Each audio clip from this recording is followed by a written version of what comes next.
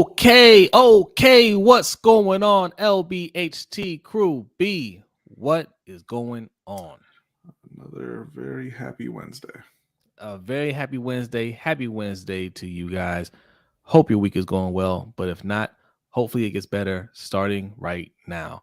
We are streaming live on YouTube, Twitter, Facebook, but no Twitch. I tried to get Kick started here, but it says it's having some issues over at Kick. Is what happens when you go with these little startups, man. I'm telling you. Sorry, Kick. Kick is not cooperating. It just popped up on my screen and said, "Hey, I saw you went live and we got scared, so we're out."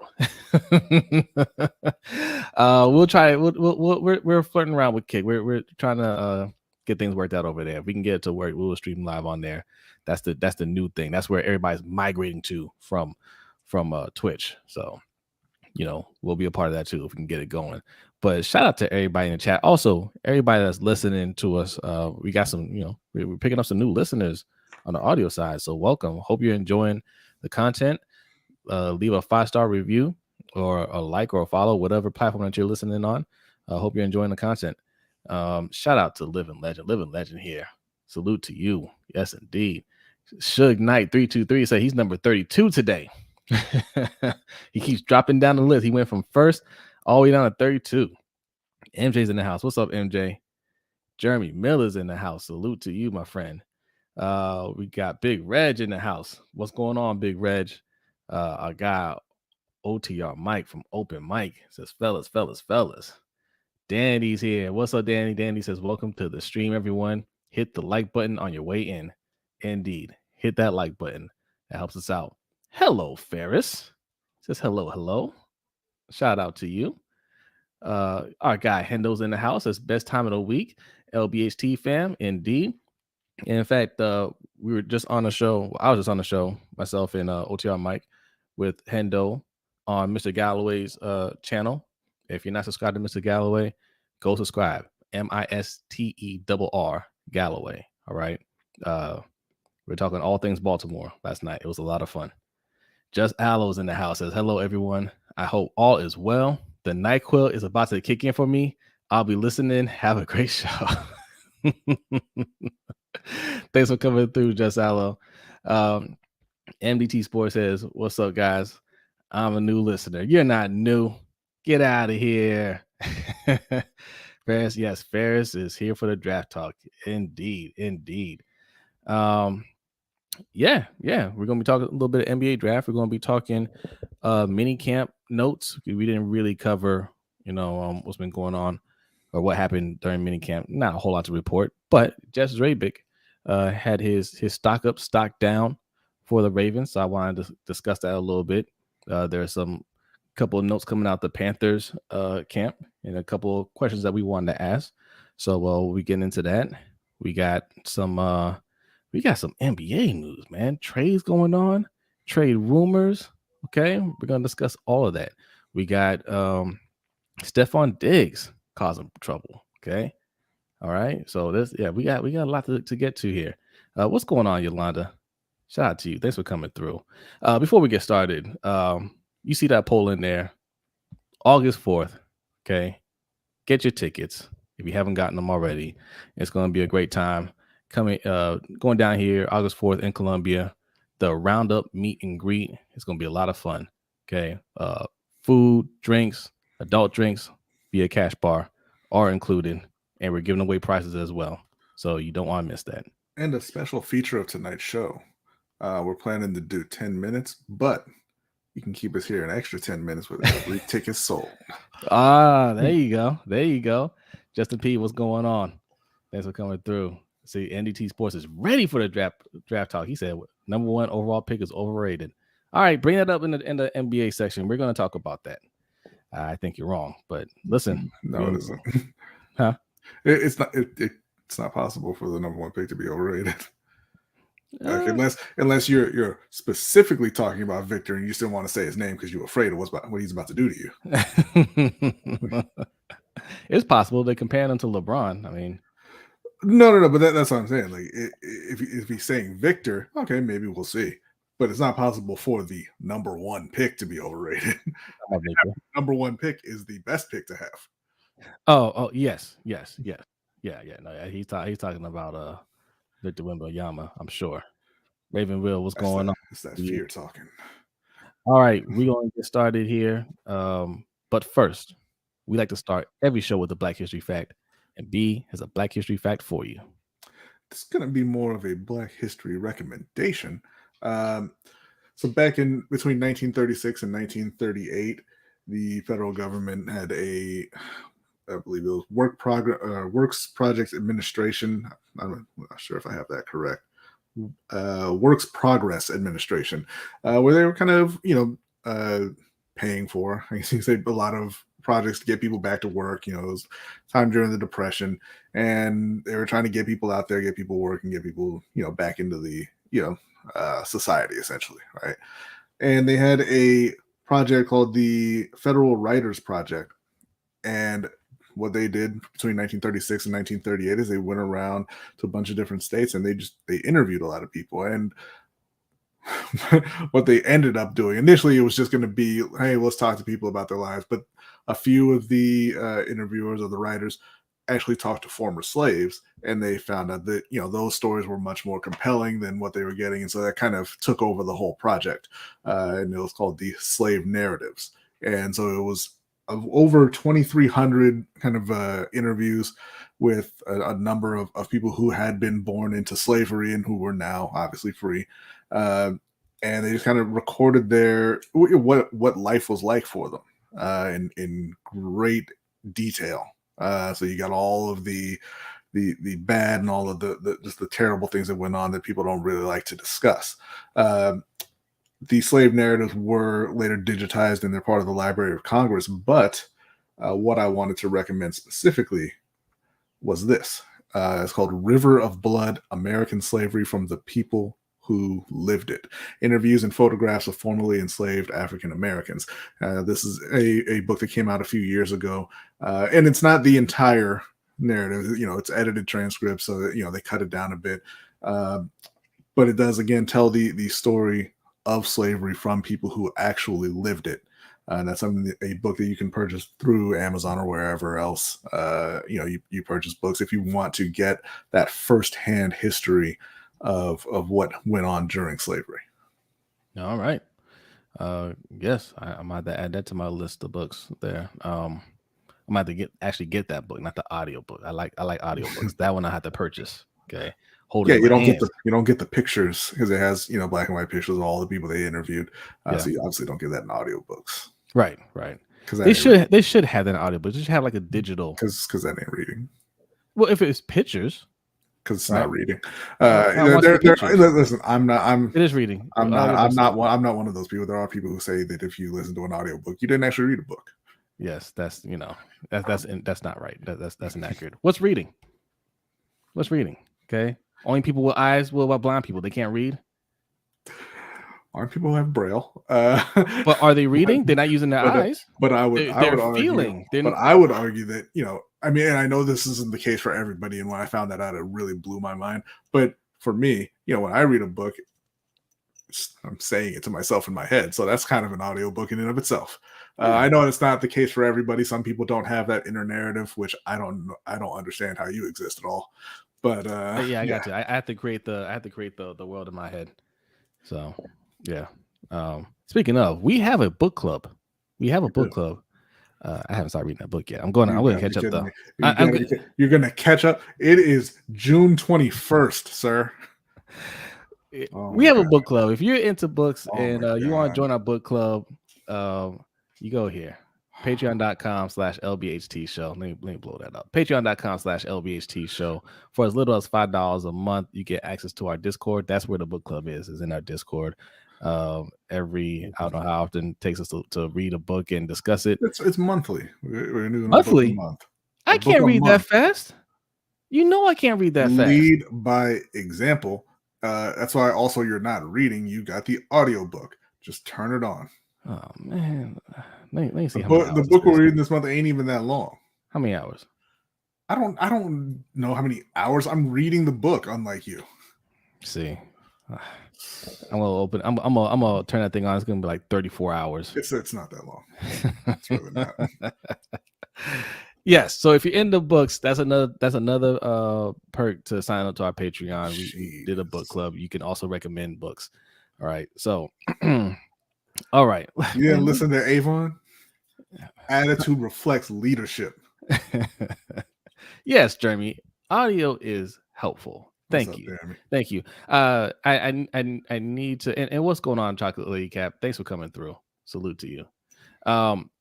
I gotta mention it as well that if you don't know, if you're new here, you don't know, we have a point system. So you see people in there typing points, and our stream bot is giving them their point count. At the end of every month, we do prizes. We do a prize for the person that has the most points, and we also do kind of giveaway prizes. You have to meet a certain threshold of points to be eligible for the giveaway.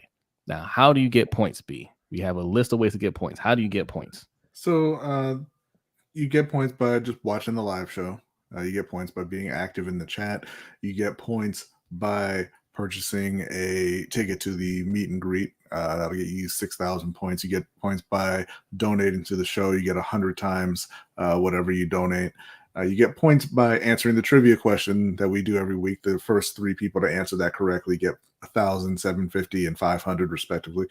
You get points by signing up to our newsletter through LBHTShow.com, which is, by the way, the newsletter designed by Will G, who you see in the chat. Will G does pretty much anything you can think of in terms of graphic design. So if you have any needs, definitely hit him up. Yeah. So that'll get you 1,000 points signing up there. You get points for getting your questions read during the submitted questions section. You get points for commenting on videos. That's in case you can't actually make it to the live, we want to be able to include those people as well. And I believe that is about it. Now, I can tell you right now, Yolanda is not happy because you have not updated her points. Okay. What do you mean I haven't updated her points? She has a ticket, and the stream bot is telling her she only has 70 crew points. Yeah. No, I haven't put in the tickets yet. But Yolanda, you know what I would say is pitiful? Those 70 points, because that means you ain't watching. Okay. Don't tell on yourself, Yolanda. You know you ain't been in here. What you typing points for?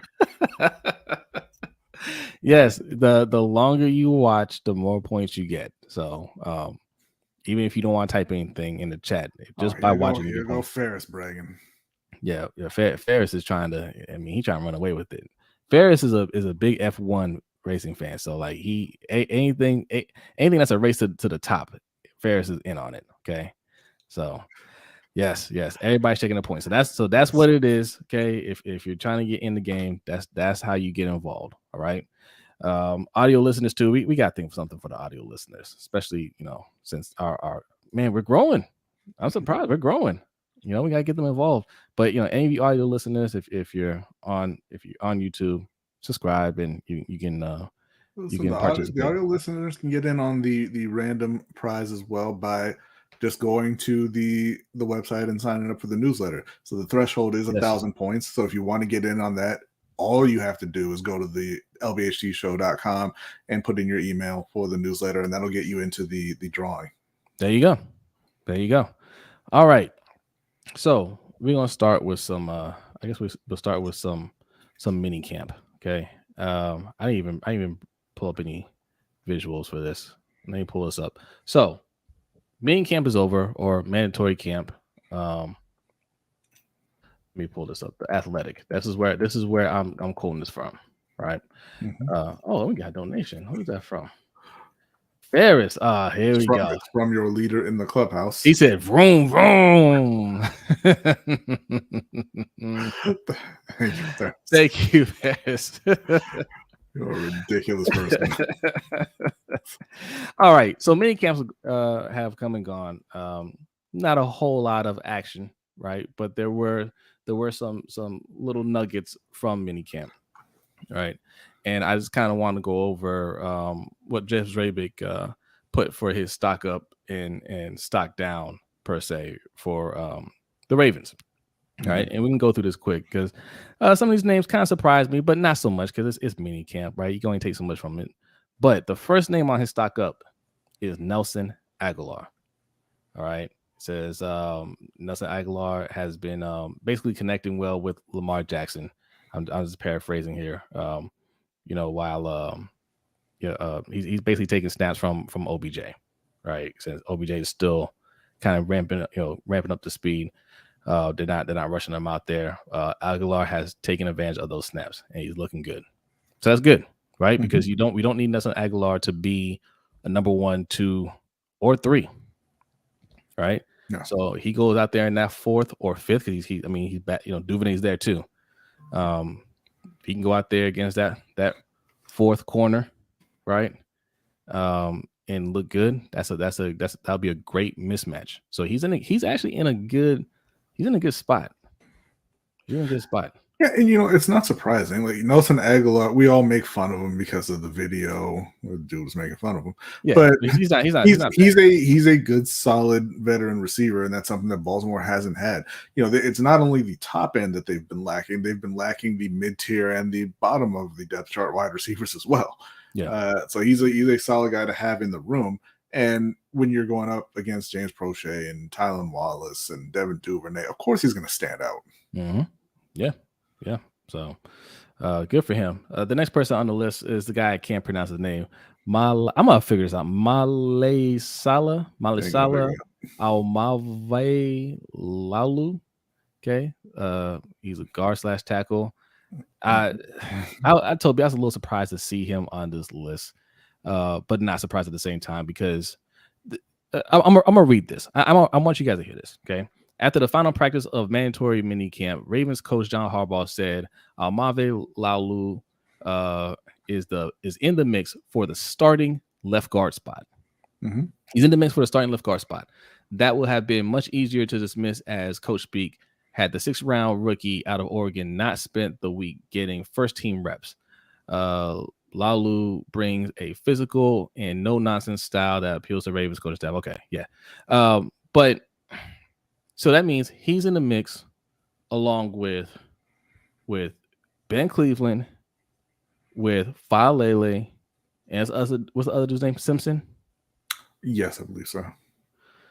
4 guards battling for the 1 left guard spot. That means we don't have a guard, guys. Sure does. So, yeah, guard up for grabs. That's not how I look at it. I look at it as we don't have a guard. Yeah, but, both things are true. It is up for grabs, and it's probably going to be bad. Hopefully, somebody stands out. Yeah, hopefully. What's up, Nitro? He said, what's good, gentlemen? You called the finals correct. I was wrong. It's all good, man. Are you referring to this? Nitro? Is that what you're talking about? when you said Joker won't get 20 the first game and he'll probably barely have 20 the second game because of the defense on Jokic, Bam might win Finals MVP. Is that what you're referring to? Nitro, you stepped right into the trap. You took the bait. It's all good, man. Thanks for coming through. He's got another one loaded up, right, for tomorrow because you said Victor Wembanyama wasn't going first. Okay, at this point, Nitro, I'm rooting for you. I hope Victor Wembanyama doesn't go first. Okay, Nitro says, "Yep, exactly that." That's all right, man. It's all good, man. It's all good, man. Salute to you. Subscribe to the Wonderkin Show if you're not already subscribed, man. Nitro's a lot of fun, man. Yes. So go over there and check him out. And if you haven't checked out his exclusive interview with Lamar Jackson already, definitely go check it out. Him and Graven interview Lamar. Great conversation. Very candid conversation. Something that you won't see anywhere else. So go subscribe. All right. Justin P said, don't forget about Patrick McCarry. Patrick McCarry was not on this list, man. Let me get through the list. These aren't my words, by the way, Justin P. This is Jess Rabick is what I'm reading from. Okay. So yes, the guard spot, I'm concerned about that. I'm hoping maybe all the pressure creates a diamond type of situation. I don't know. Mm-hmm. Right. We'll see. I still like Falele, man. I like Falele too. But you know, a lot of times offensive linemen do take several years to really kind of develop into that consistent starter. So I mean, I think you just got a bust in Ben Cleveland, but you know, hopefully Falele can come around, or the I'm not gonna be like you and butcher his name, but the guy that you drafted on day 3. I'm gonna get it right. But hey, look, they're trying to replace Ben Powers. Ben Powers didn't look good until his last year. Yeah, you know, then he went and got paid. Then he got paid. So yeah. That's one way to look at it. I mean, some of these guys might be the real deal, but we need somebody to step up now. Yeah. Right. I don't want to experiment. We need somebody to step up now. The next person on the list is Justice Hill. My guy, Justice Hill. Okay. Look, there was a time where people were like, get this man out of here. Get him off the team. He has no place here. But he's still here. Okay. And Ravens fans hate that man. And all he does is perform every time he's called upon. Okay. I thought he was pretty solid last year. Yeah. Right? Like, obviously he's not a feature back, but when he got in there, he ran the ball well. I think he had like 1 or 2 fumbles. Yeah, you don't like to see that. But look, I thought he did a pretty good job. He does a really good job on special teams. That's why he's still here.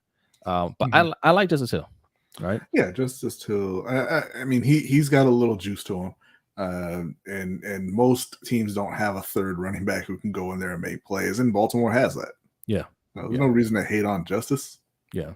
So it is basically saying, look, he's another person taking advantage of the opportunities, right? J.K. Dobbins not practicing. Gus Edwards is doing individual drills. So he's getting a lot of reps, and he's performing well. So I'm happy for him.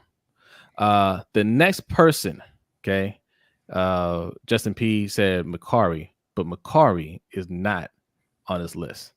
It is Ben Mason. I don't know why I thought he got cut. Well, I think Ben Mason is on that list as the annual reminder that this list doesn't mean anything. Yes, yeah.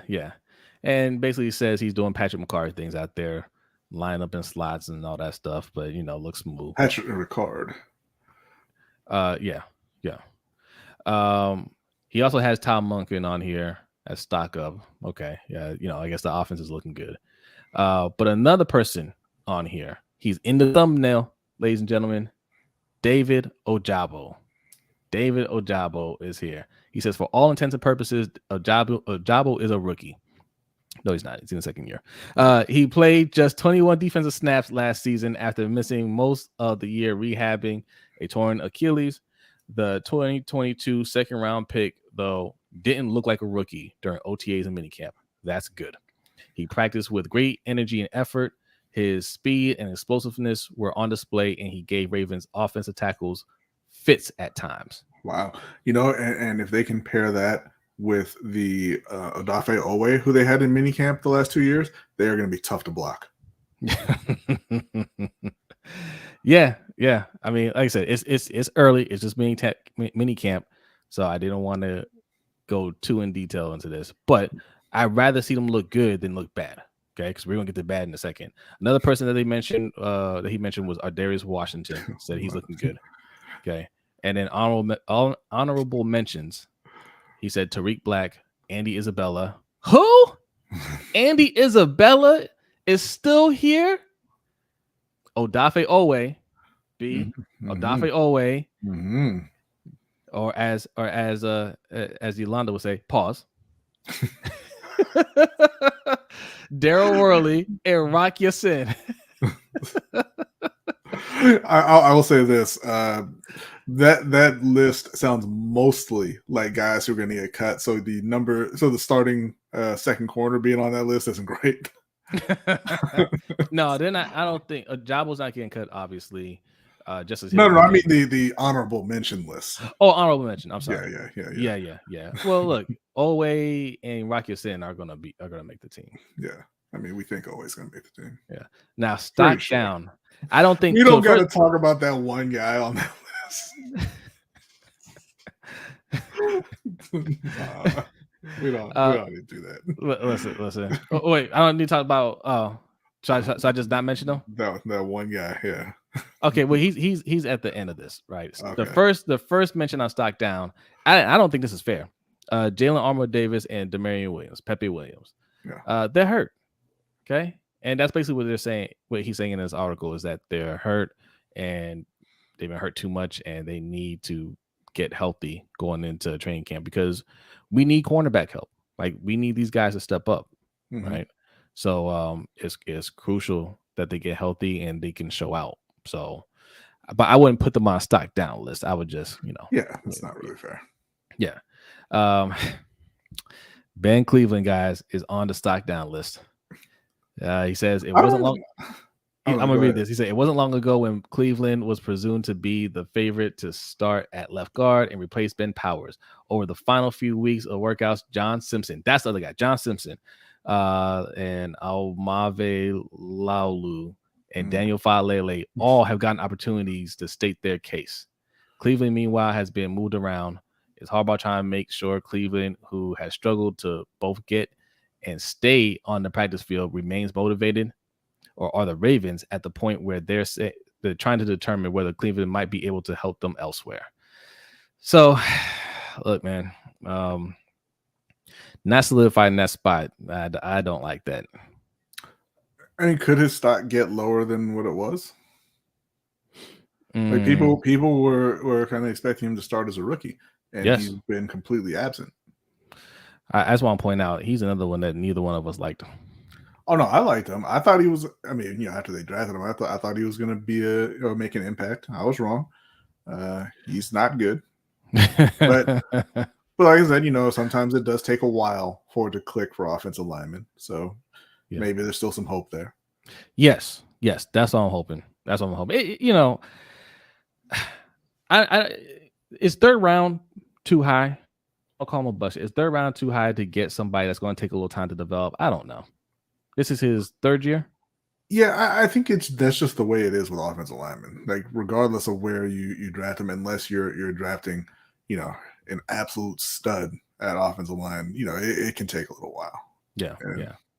So don't give up on Ben Cleveland. Don't give up on Ben Cleveland yet. It's early still. I know he's going into his third year. This is the year he has to show it, but don't give up yet. All right, there's still hope. He's got J.K. Dobbins on the list because, he wasn't practicing. Whatever. We'll talk about Dobbins in a minute. Here's another one. This was supposed to be the future, guys. This was supposed to be the backup plan B or plan 1B or the Lamar Jackson light. Okay. Tyler Huntley is on this list. Yes. He says he remains the favorite to win the number 2 quarterback job, but he's left the door open for veteran Josh Johnson. In OTAs, what about AB? Brown. He doesn't mention Brown, but he says in OTAs and last week's minicamp, Huntley struggled with consistency and put the ball in harm's way a little too often. Okay, it's no secret that Baltimore wanted to upgrade at backup quarterback this offseason. It also is notable that Huntley is on the books for $2.6 million. If the Ravens aren't sold on Huntley as a clear upgrade over Johnson, the cap savings they get from moving on from Jackson's backup the past 2 years could be attractive. Listen, it wasn't that long ago where some of the fan base was saying, look, we can trade him for a second round pick. Right? And those were the reasonable ones. Yes. Because the rest of them were saying trade Lamar. There are some people that were saying we don't need Lamar. We got I spoke to somebody like that at work. I was like, you're on drugs. And I just want to remind you that from the very first snap, what you heard here what you heard here on the LBHT show is that Tyler Huntley is trash. I don't like to use that word. That's harsh. That nobody wants Tyler Huntley to be their starting quarterback. I don't like to use that word for unless they're really bad. I don't think he's really bad. I think he is. I don't think he's trash. But he's not Lamar's replacement by any means. You want to talk about somebody who benefited from Greg Roman being there? You talking about Tyler Huntley? Nobody benefits from Greg Roman. Beg to differ.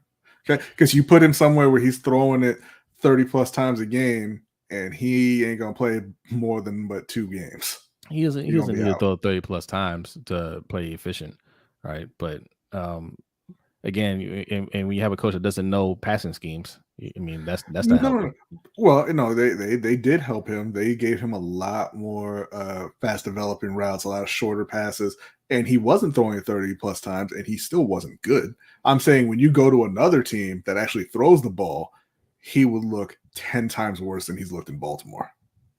I don't agree. But I think he goes to a better coaching staff. I think he might. Look, I think we're going to see him play this year because there's going to be a few games where Lamar sits out the fourth quarter because of blowouts. I think he'll look better. I think he'll look better than he did under Greg Roman. Anyway, moving on.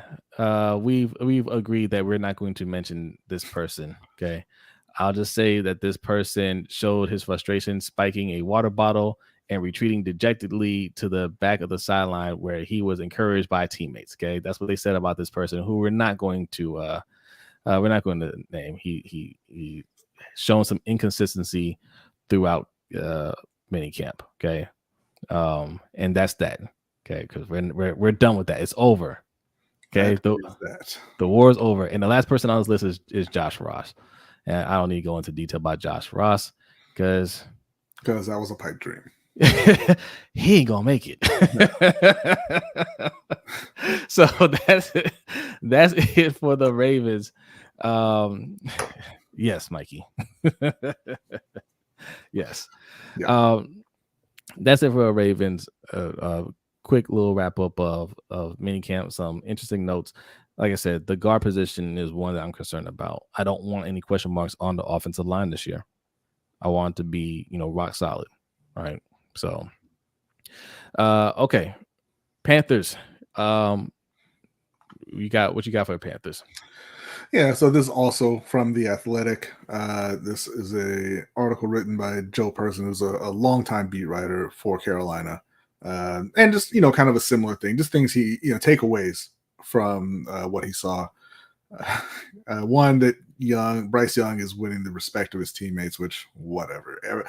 Every single rookie quarterback in the history of football has won the respect of the older players in minicamp. Means absolutely nothing. They said that about Mac Jones as a rookie, and then now they're saying it about him again, because that's just what you say about quarterbacks at this time of year. Yeah. They are talking about the batted balls because, as we all know, Bryce Young is a small child, and so Frank Reich was kind of pointing. He's tall at verse. Yes. Young was pointing, or Reich was pointing out that they're obviously not allowed to hit the quarterback, so they don't really rush the quarterback there. And in that scenario, you have a lot more guys with their hands up and kind of trying to clog the passing lane. So he expected a lot more batted balls than there have been. And I don't think that should be surprising to anyone. Getting the balls knocked down is less about height and more about the IQ of the quarterback. Right? Because you can see the D lineman standing there and don't throw it right where his hand's going to be. Yeah. And most quarterbacks don't do that. I have seen 6'8" Brock Osweiler get passes batted down at the line. Right? It's not about height. Yeah. Not totally anyway. So there's that. Then the main question that he had here is the Panthers' answer at edge rusher already on the roster? Referring to Gross Matos, referring to Marquise Haynes. They do have Frankie Luvu, who is more of a special pass rush specialist, right? And he does his job very well. But they need somebody who's going to be there every down. Yeah. And my response to that is, if you're okay with that side being mediocre, then yes, the answer is on the roster already. But I don't think that they believe that, obviously, and they want to get better there. They wouldn't have drafted DJ Johnson if they thought the answer was on the roster. I think you have a lot of guys who, have that P word, that potential. Gross Matos, I believe, is his third year now. Marquise Haynes, a couple more years than that. He was with he came in a while back, but he's shown kind of flashes every now and then. But I think the reality is, they're going to have to go out and either in free agency or very high in the draft, try to get that second guy. Now, I mean, we know that Danielle Hunter has been available. We know that Chase Young is available. They've said previously that Montez Sweat is available. And there were multiple guys in free agency. Jadeveon Clowney is still out there. So, I mean, I don't think the answer is on the roster. I think they are going to have to go out and address that if they, want that to be, if they want to kind of, strengthen that position for this upcoming season. Yeah. But I'm not sure how much they're really leaning on that. I mean, I think that they're probably trying to take a slower approach. They are a very young team. They got a whole entire new coaching staff, a rookie quarterback. They replaced all their wide receivers and everything. So I'm not sure if they're really thinking about competing this year, right? Not seriously. So that may not be something that they look to do. They also mentioned there's still guys available if they want to upgrade that. Yeah, but I mean, again, like a Jadeveon Clowney guy, like, are you going to sign in Carolina, or are you going to wait for one of the contenders to call you? Yeah. So I mean, we'll see. Frank Reich pointed out Jonathan Mingo and Raheem Blackshear as guys who kind of stood out, and that's kind of like you said, it's what you want to hear about Mingo. It was a second-round pick. They desperately need somebody to step up in that wide receiving core. Adam Thielen and DJ Chark. They've been good players, but Chark has been injured throughout his entire career. Adam Thielen's play has kind of sharply declined over the last couple of years, right? So, I mean, you kind of expect a baseline performance out of them, but you're not really looking at those guys like, hey, man, we're going to get 1,300 yards out of one of these guys. They're putting a lot of eggs in the Terrace Marshall basket. He's going to have a third-year breakout like used to be the case with wide receivers. But then you also have Jonathan Mingo there. But I think that they have enough talent collectively that they'll be able to move the ball, and it won't be a Baltimore Ravens situation over there. Wow. Also, talking about a positive development in the secondary is what he has listed here as the last takeaway from minicamp, talking about Jamie Robinson, who spells his name wrong. I was calling him Jamie because you don't need two M's if your name is Jamie. But that he was a 5th round pick, and they say he's been very impressive. I think it's going to be even with him impressing, I think it's going to be kind of difficult for him to find snaps this year. They have a lot of guys in the secondary and at safety in particular. But there's always that chance that you can just kind of rise up and outplay the veterans. Corner is where they're a little shakier. With CJ Henderson and Dante Jackson coming back off of torn Achilles, and JC Horn he suffered some injuries as well. But it's always nice when you get something out of those 5th round picks. You don't really ever expect that. I also wanted to mention real quick, we weren't really gonna make a segment out of it, but I wanted to mention real quick the other article that we talked about, the redrafting, right? And what would the Panthers have taken there if they did a redraft of that class? Yeah, so that was a couple years ago. That was the Justin Fields and Rashawn Slater draft. They had Justin Fields going 3rd to San Francisco in the redraft. Rashawn Slater, I believe, went 4th or so. Get down to the 8th pick, and Carolina still goes corner, but it's Pat Surtain. Right, and we did a video about that one time saying, look, the Panthers should have gone. They should have gone either Rashawn Slater or Justin Fields or Devontae Smith.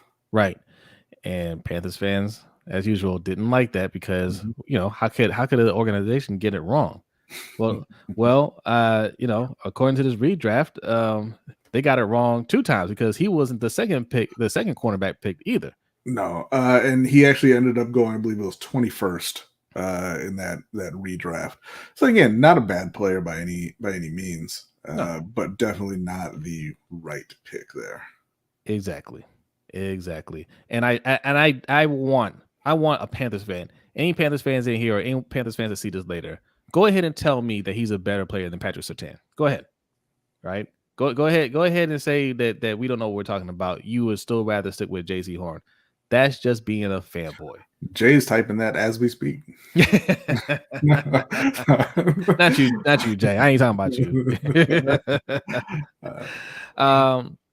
Okay, that's it. We got some more NFL news, but first, if you like, do you like the apparel? Do you like what we're wearing here? Okay, this is a nice. I mean, I like this shirt. This is one of my favorite shirts here. I like this little patch here. Okay, on the shirt, it makes me feel official. Okay, they're available in all kinds of colors. It's summertime. Get yourself some nice summer gear from right there. Okay, LBHTShow.com/shop is where you can go. All right, we got a lot of stuff there. We're constantly updating the website. We're going to update it some more. Okay, so go over there and purchase something. I know B is making your head sweat looking at him wear that beanie, but look, winter's always around the corner. Okay, get something to put over your head. Look, I don't think we have hats on there right now, but we have hoodies. We have the lighter jackets and things like that. So go on there and pick out something that you like. All right, it supports the show. Okay, Stefon Diggs. And there is Captain Contrarian in the chat, Agent E, saying JC Horn is better. Yeah, okay, you don't believe that. you Google JC Horn right before you type that. You're like, okay, let me make sure I'm not talking about a kicker here. Okay, yeah, he's a corner. Yeah, JC Horn's better. He's better. Yes, Mikey. What y'all don't know is B has 2 fans rolling. Okay, it's cold in there. Also, Agent E, I saw you got a little intimidated by how many points that Mikey had. I want to remind folks, because there's 50 people in here. Make sure you hit that like button. Also subscribe, by the way. That the first place, the person with the most points gets a prize, but it's not the only prize that we give away. As long as you're participating and you hit a certain amount of points, you'll be eligible for a drawing. All right. So look, Ferris and Mikey are in the arms race. Okay. No, they are not. You all can check your points again. I update. I don't think I didn't get everyone who purchased the ticket already, but the complainers are in there. I'm joking. But y'all can check your points again. They should be updated now. So Mike is actually in 1, 2, 3, 4, 5. Mike is in 6th. Ooh, okay. Is there a leaderboard? Drew wants to know. We will make one. We will make one. Like, there has to be one. I'm not sure exactly how to access it. Yolanda, you have at least 6,000 points. You have at least 6,000 points. You got a ticket. Okay, I can share the screen real quick here. Let me see. Mikey is beside himself. Let's see. Okay, can y'all see that? Yes. I mean, no. Yes, we can see the screen, but it's far away. Okay. Ferris is 1. Who's 2? That is Mr. Bazel. With 14,637 points. Then we got Living Big with Big Reg at 12,225. Will G, 7180. Yolanda at 6080. And then Open Mike with OTR Mike at 4635. And Hendo at 4290. You see that, Yolanda? You are 5th. You are in the mix. All right. I told you guys when we first started this point system that Bazel is the man to beat. Okay. Bazel ain't going to give you nothing. You're going to have to take it from him. All right. So there's still 9 days left in this month. Do they get points for commenting on uploads? Yes. They do. Mm-hmm. All right. So I'm gonna help you guys out. I'm gonna put out a handful of videos this week. All right. Comment on the videos. That'll get you points. Shug here is asking, how does Stream Elements have points? Because Stream Elements watches our lives. Shug, if you watch, you'd have points as well. But Stream Elements be in here all night. Yolanda is happy now. Okay, she's happy. All right. As long as you're happy, Yolanda, I'm happy. All right. And again, as I mentioned, that there's a certain threshold of points. You need to hit 1,000 points, and you can get a quick 1,000 by just going to LBHTShow.com and signing up for the newsletter. Yep. And all you have to do once you go there, you'll get a green box that pops up, put your email address in there, and you're signed up and you get points. Easy peasy. And salute to Hendo on the Road Pod says points. Okay. And Hendo has jumped Yolanda and is now in 5th.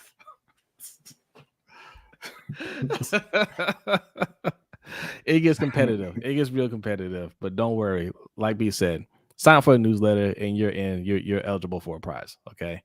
So it's that simple. Right. And just watch the show. Derek, my bad. I'm going to update yours right now. Yeah.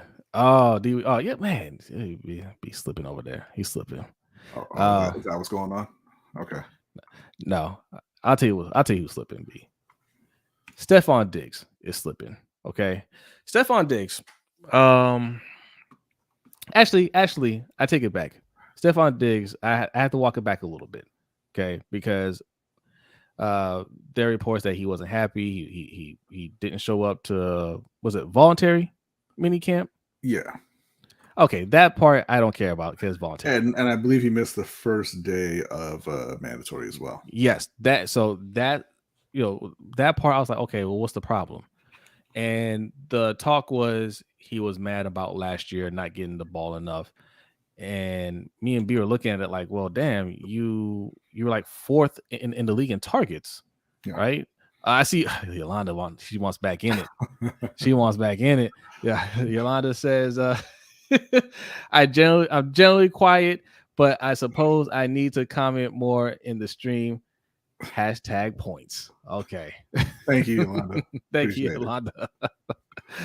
Yeah, but Stefon Diggs, I'm sorry. And with that, Yolanda has jumped Hendo and is back in 5th place. There you go. Okay, now I was thinking the same thing, Agent E. He says Stefon's ungrateful. I was thinking, man, you're 4th in the league in targets. Like, what do you want? What more do you want, right? And we know he's a diva, and we're like, he's doing diva things. Let him cry. He'll show up. He'll show up to training camp because he ain't gonna trip over that.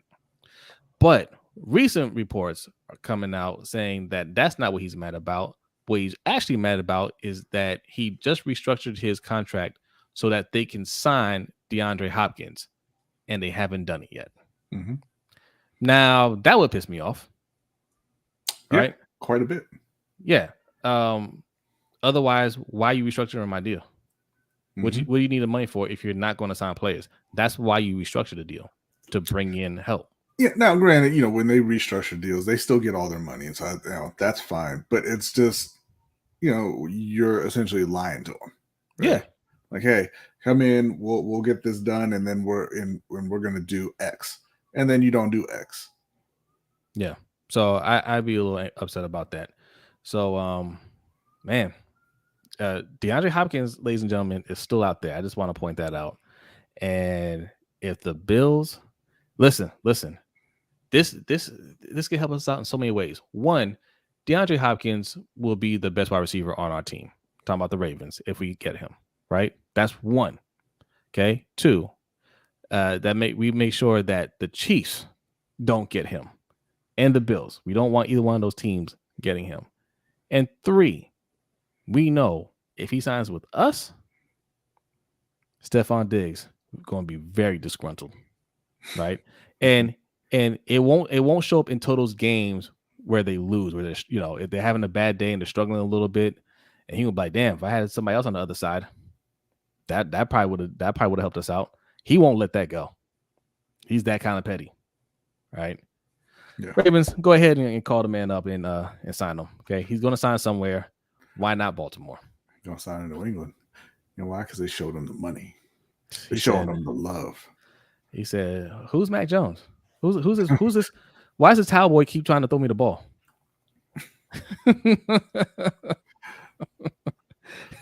Go get my water.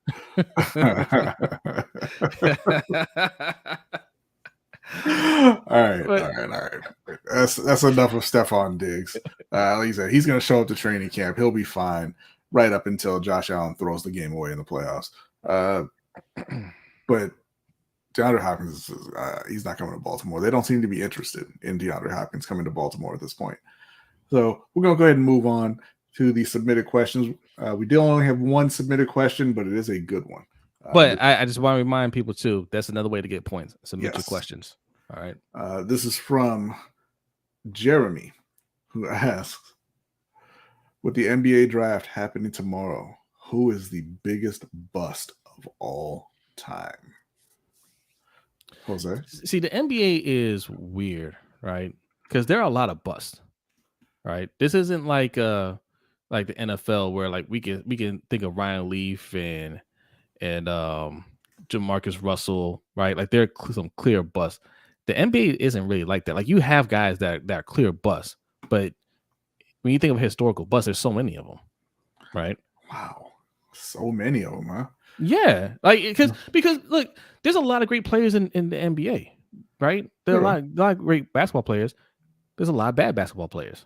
So like you don't really think about the bust as much, like because there aren't that many players. I bet Washington does. Well, okay. You think Kwame Brown is the biggest bust? Oh no. I'm just saying they've had the most busts. I don't think they've had the biggest bust. Yeah. I think it's rare that you get a player that's considered LeBron, like Wembanyama, right? And they're not even trying to say Wembanyama is going to be LeBron. They're just saying he's the best prospect since LeBron. Yeah. But it's rare that you get guys that that they say he's going to be the man. Now, LeBron, they said he was going to be the man, and they were absolutely right about him. But it's rare that you get guys that you're just like, he's going to be a superstar and he's whack, right? Yeah. They may not live up to that hype per se, but they're solid players. So they're not considered, big time busts. But I'm going to throw a name out there. I want to see if you guys even remember this guy. Yi Jilian. He's not the biggest bust of all time. Yes, not the biggest bust. No, he's not. No, look, but I mean, I can't say who the biggest bust is, but he's a bust that I remember.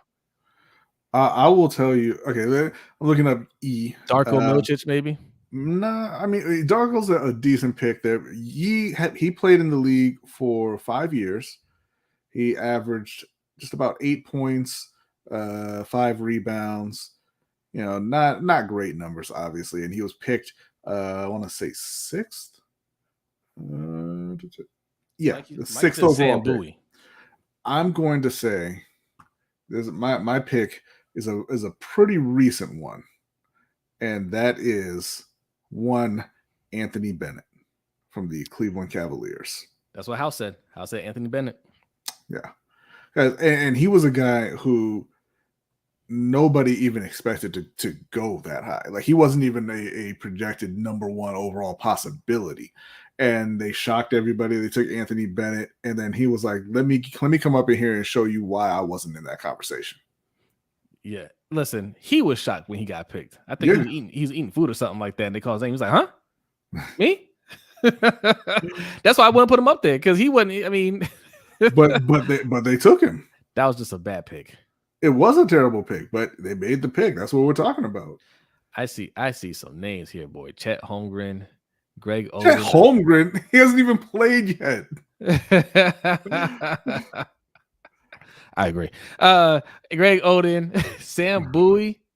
Sam Bowie wasn't that bad. But I think he's saying that in terms of who he was drafted ahead of. Well, I mean, look, that was a bad pick, but he wasn't a bust. Adam Morrison, I thought Adam Morrison was going to be great. He conned me. He conned me. There's the guy right there, Will G. Okay, we were talking about you earlier, Will G. This is the man. Okay, graphic designing, all that stuff. He created our newsletter that you guys that signed up for are going to see pretty soon. It says, "What's up, Ravens Nation?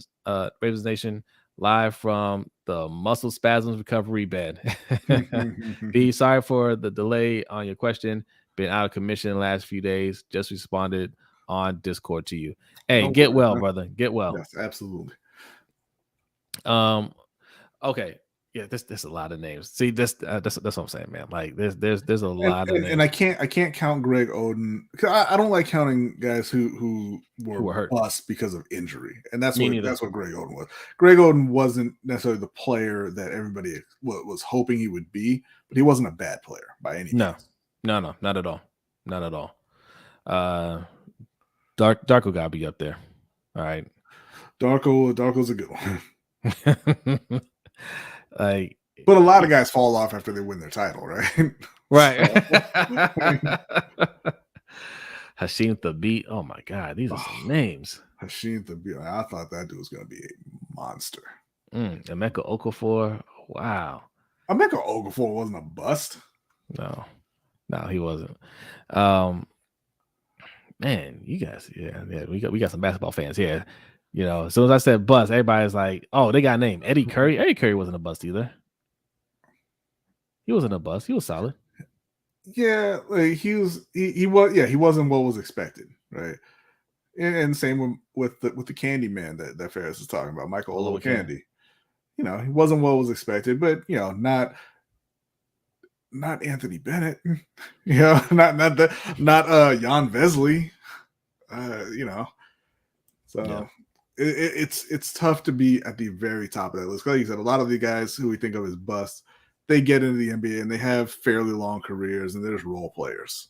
So they were busts for where they were taken. But like Anthony Bennett was just straight up terrible at basketball. Hashim Thabit, he was, I want to say, one of the first guys who was like a top pick who got sent down to the G League.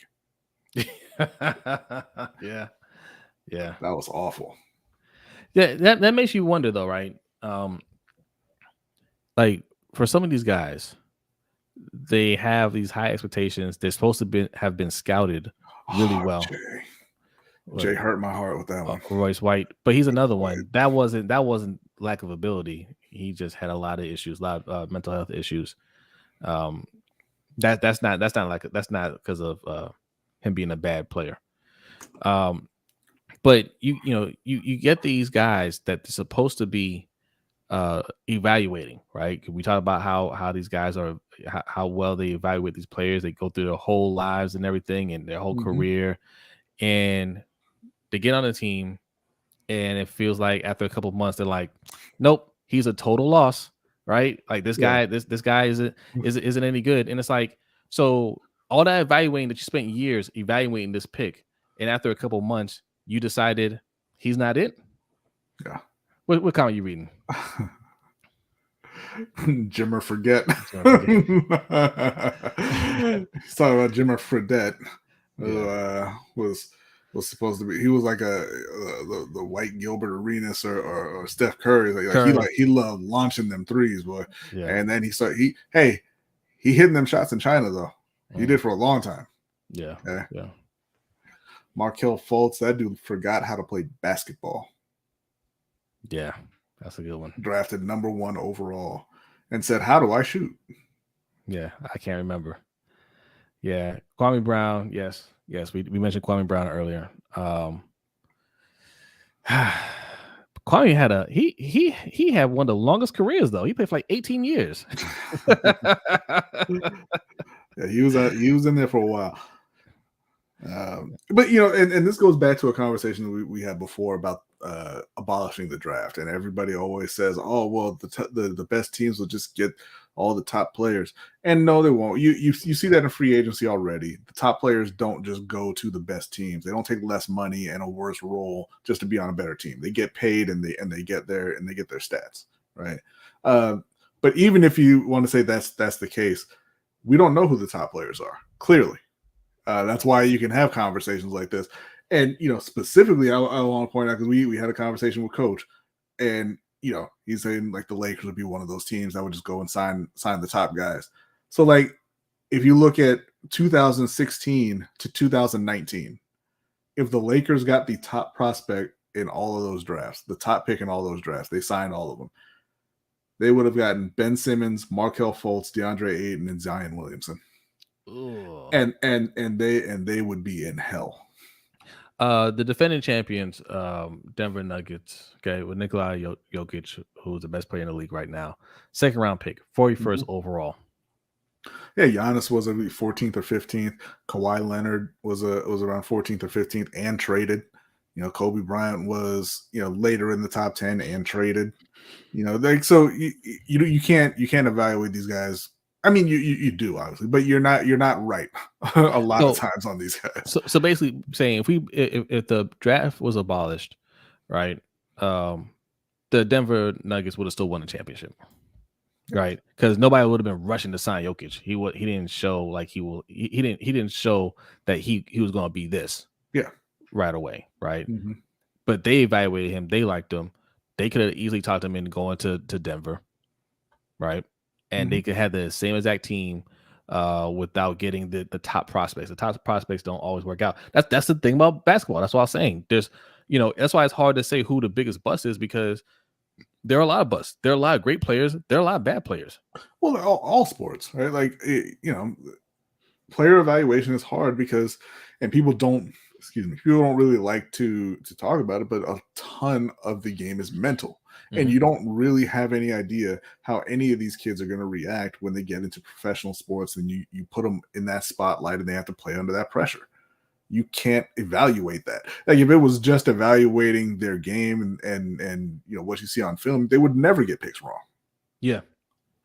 But it's not that. So, all right, okay, that's the longest mid question segment ever. Thank you very much, Jeremy. I do also want to go ahead and throw the trivia question out there right now. It's also NBA draft theme. Which college has produced the most number 1 overall picks?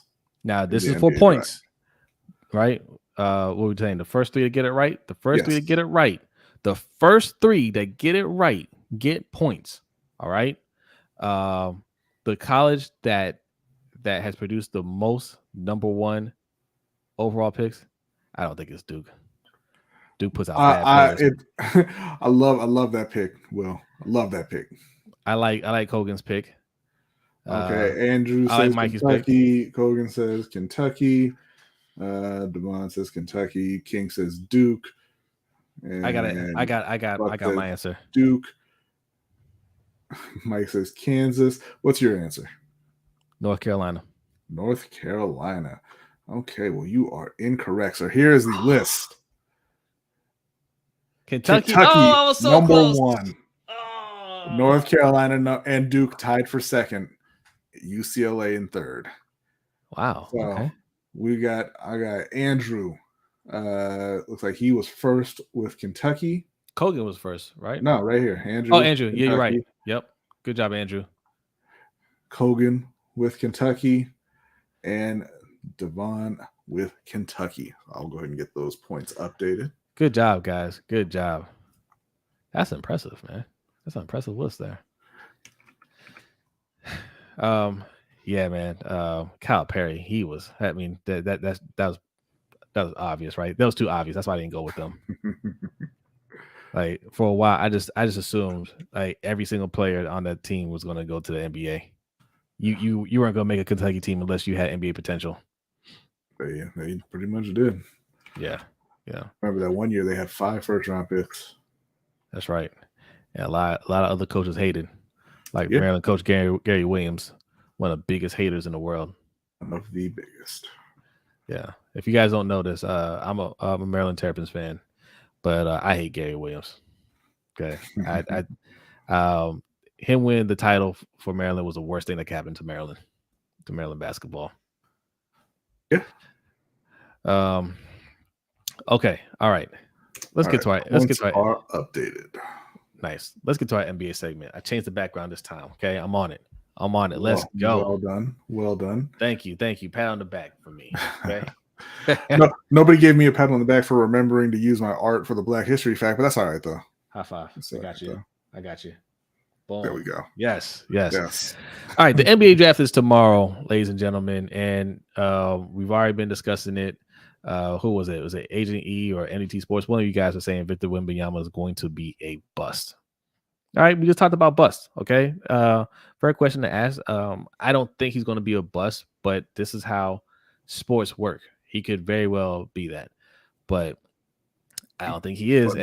But not really though. And when he goes to the Spurs, I don't think he will be.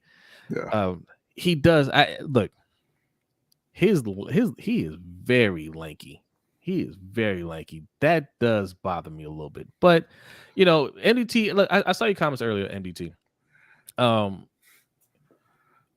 The thing about today's NBA is you don't have to be as physical, right? Saying, I heard him say he won't be able to hold Giannis. Nobody can hold Giannis. Who's the player that can hold Giannis? Who's the player that can hold Jokic? When you have players like that, they're going to get theirs. So you don't have to worry about a player that's going to slow down those guys. They're going to get theirs. Can Wembanyama get his? The answer is yes. And again, he's not a small guy. He looks that way because he's 7'2". He's almost 240 pounds, and he's going to put on more weight. Like that's not going to be an issue for him. Every single player who comes into the league, without going through 3 years of college, comes in looking like that. You remember what Kevin Durant looked like when he came into the league? He looked like he was going to get snapped in half the first time he stepped on a court. Yes. I mean, go look at any player as a rookie. Go take a look at them. Yeah. Look at Giannis as a rookie. Yeah. Right. Giannis been hitting them weights for a decade, and that's why he looks the way he looks now. He didn't look like that when he came in the NBA. Right. Like you can pull up any of these guys as rookies, and you'd be like, oh damn, I don't remember them like that. Right. So, but yeah. So he's a clear number one. We probably should have brought Ferris on for this. Ferris, he knows these prospects better than us. Who's projected to be? Really, we only need to go as far as number 3, like Brandon Miller. The guy who they're saying maybe could be the next Kevin Durant kind of player. Okay. Is going number 2. He's out of Alabama. He's going to the Hornets. It looks like. Number 3 is going to be Scoot Henderson, the guard from the G League. But the question is, who's going to draft him? Because right now, it does not look like it's going to be Portland. Damian Lillard, their star player, who every single season wants out of Portland for a few weeks until he gets enough attention. So he gets enough attention, and he gets enough people from other teams talking about how, oh man, if we just got Dame, and then he's like, nah, I'm just playing. I want to stay in Portland. He did that again, so he wants to stay in Portland. So they're looking to bring in talent. They're dangling that number 3 pick. They said they're making an offer for Bam Adebayo. They're also looking at New Orleans with Zion or Brandon Ingram. They said they're taking calls on both of them. So the question is, who is actually going to be making the pick at number 3? Because again, it does not look like it's going to be the Blazers. Are there any other players? I'm looking at a quick mock draft. Yahoo Sports has Scoot going number 2, by the way. Just want to put that out there. Are any of these other guys, could they potentially be, like really good players or surprise players? There's always that kind of potential, right? But I think those 3 that we mentioned are the clear number, or the clear top 3 for this class. I'm asking because look, Brooklyn might try to make a move here. All right, Brooklyn might try to move up a few spots and get one of these guys that can stand out. And I'll say this: the Nets have been up, down, up, down. Okay, right now I wouldn't say they're down. They're okay. They're a competitive team. They're not winning anything right now, but they have a lot of draft capital or trade capital, I should say. Okay, they have a lot of draft picks. They have a lot of young players. If they want to get in the mix, and coach says he likes Scoot. I like Scoot too. Okay. If they want to get in the mix, I'm not sure they can get in the top 5 or anything like that, but maybe like top 10. That's possible. Who are those players? I mean, I don't know. I'm looking at some of these guys. Like you said, it could be anybody, right? It could be anybody. Brooklyn usually does an excellent job of identifying those guys later on in the draft. Well, and you know why that is? Because the NBA, you can, as long as you're 1 year out of high school, you can enter the NBA draft. A lot of these guys, well, not a lot, but some of these guys don't go to college. They go straight to like the G League or another league and play, just to kind of, get a little bit of money and get that year out of the way so they can get to the NBA. And what you see at the top of the draft is a lot of guys who are very, very young and haven't really gone through that development yet. In Brooklyn, they're picking later in the draft, and they get kind of more known quantities at that point. Yeah. And salute to Suge for a donation. It says, "What is up to my favorite two brothers in the internet? Can't wait for football season to start. The AFC North is probably the best division in the AFC, and might I say, even the NFL. You know South who right there. you know who couldn't stop the Joker? Christian Bale's Batman. Hashtag not my Batman." If you don't know, Suge is not a fan of Christian Bale. And he did stop the Jokers or whatever. Rumor is that audio of Christian Bale when he was yelling at somebody. Audio is the rumor is that audio he was yelling at Suge. All right. That's the rumor. That's the rumor. Okay. So that's it for the draft. We're not streaming for the draft, right? No. We did it that one time on Fair, so it was fun. I mean, okay. Yeah. I don't mean we gotta do it again. No, we're not. Don't look at Jose winking into the camera. Listen, I want to be very serious with y'all. We are not streaming for the draft. That is not. Or okay. I'm not even gonna say we. I'm not. Jose might be here. He might get Ferris on. He might get Hendo on or somebody. I am not streaming. We'll see how I feel. It's gonna be. Listen, it's gonna be a hangout. I don't like doing those type of streams. I like to be a little bit more presentable, but if we do it, it's just going to be a hangout stream while watching the draft. Okay, that's what it'll be. And by the way, this is specifically why we had not mentioned up until this point that we were going to be doing watch-alongs for patrons. Well, have we decided that? Well, I mean, I thought we had out and the poll said yes. I thought we had to meet a certain threshold. That's what we agreed on. Well, I said that when the poll had not met a certain threshold, and then I meant threshold for patrons. How many patrons we needed to have? Oh well, okay, that's fine too. Look, we're at like 54 or something like that. We need 75. Okay, we need 20 more. So we ain't doing it, y'all. Listen, every time we think we have a safe number, they reach it. Okay. Mm-hmm. Okay, look, I'm telling you, don't sleep on that yet. Don't sleep on that. I feel like they're gonna come through. But anyway, I'm sleeping on us having to do watch-alongs. It ain't gonna happen. Okay, all right. Anyway. So moving on from the draft, we'll see tomorrow what goes down. But watch the draft. Watch Victor Wembanyama go number one and be the next Tim Duncan and David Robinson combined. Okay. More NBA news, right? We talked about Damian Lillard, how he pump faked on getting traded and all that stuff. Another trade rumor, I'm sure you've all heard by now, is Zion Williamson. The rumor is he's supposed to be traded before the draft, right? Yeah, but to be fair, that was reported by Bill Simmons, and Bill Simmons is a clown. True. We all know what's going on with Zion Williamson by now. People have made fun of him. We got jokes off on it, whatever. But honestly, he's a victim right now. He's a victim. This woman is a psychopath. Okay. She spent the last 2 weeks every day harassing him, releasing text messages, just harassing him nonstop. And now she's threatening to put out a sex tape. Okay. That's illegal, by the way. Mm-hmm. That's illegal. She's been suspended from Twitter. Okay.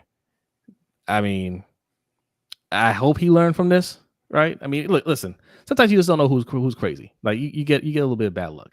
I don't want to put this on him because it doesn't matter. He had a relationship with her and then he broke it off essentially. Okay. She can be mad. The initial tweets were funny or whatever. Okay. But yes, coach, I agree. But you take it this far, that's harassment, that's stalking. Okay. That's some other things too. Mm-hmm. That's not okay. And if he's getting traded because of this, I'm not okay with that. Now, I told you before, I would never re-sign him to begin with because he doesn't show the work ethic. All he's done was should say spit it. I know what you're talking about. Delete that, sir.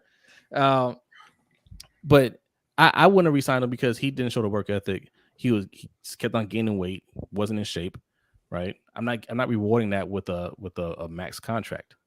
Now, if they're already thinking about getting rid of him because of what happened in the playoffs, where he didn't show up, cool.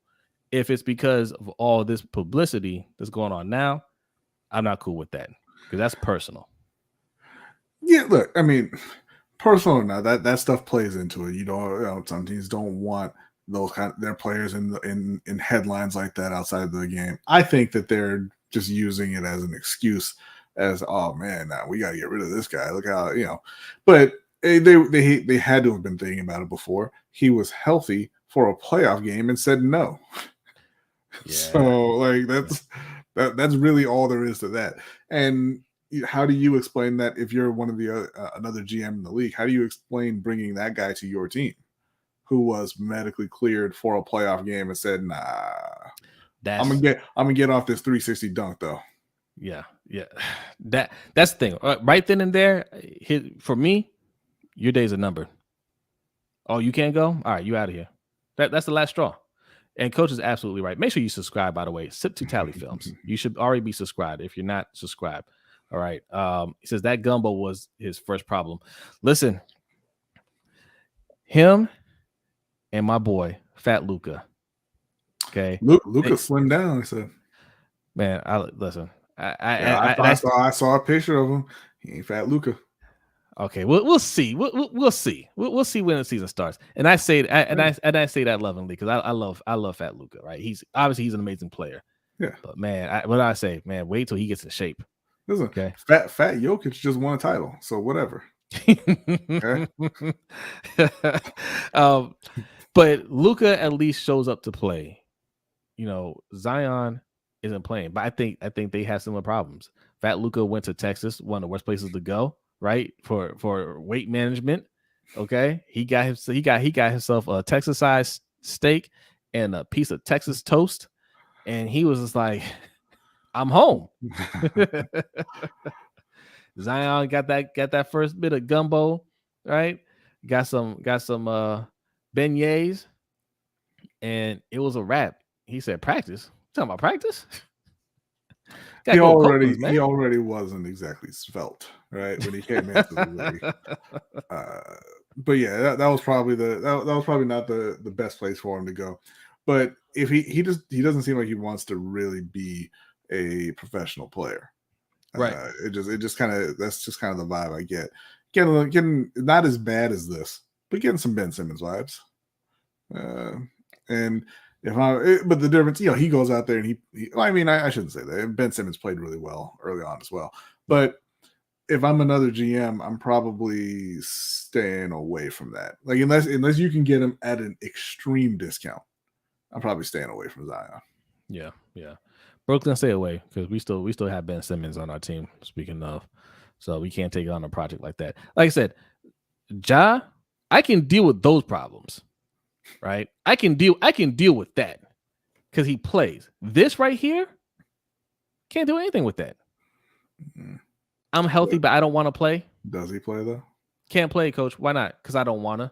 I heard he's gonna miss at least 25 games next year. Yeah. How many games do you think Zion's gonna play? About 25. At least 25 games.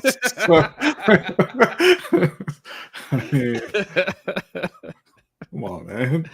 Other trades. There was a trade that went down right before we came on air. 3-team trade. It was Celtics. MDT. Ben Simmons has made an All NBA team, so I don't know where you're going with that.